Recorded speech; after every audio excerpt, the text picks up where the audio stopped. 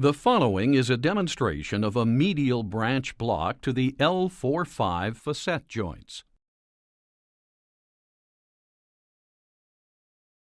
Place the patient prone on the fluoroscopy table. After the patient has been prepared and draped in a sterile manner, identify the L4 and L5 pedicles under fluoroscopy with the C-arm in the anteroposterior projection. As with any of the lumbar facet joints, 2 medial branch blocks are required. This is because of the dual innervation of the lumbar facet joints. It is important to remember that the L1 through L4 medial branches innervate the facet joint below the level of their origins. Therefore, to adequately anesthetize the L4-5 facet joint, block the L3 medial branch at the target point of the L4 pedicle and L4 medial branch at the target point of the L5 pedicle.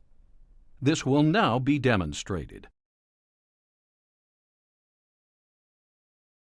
Position the C-arm oblique 10 to 15 degrees to the side of the patient's pane to allow optimal viewing of the target points of the L4 and L5 pedicles. When performing an L3 medial branch block, insert a 3.5-inch 22 or 25 gauge needle down to the target point of the L4 pedicle, which is at the junction between the superior articular process and the transverse process of L4. Likewise, when performing an L4 medial branch block, insert the spinal needle down to the target points of L5, which are at the junction between the superior articular process and the transverse process of L5. After both needles are in position, reposition the C-arm in the anteroposterior projection.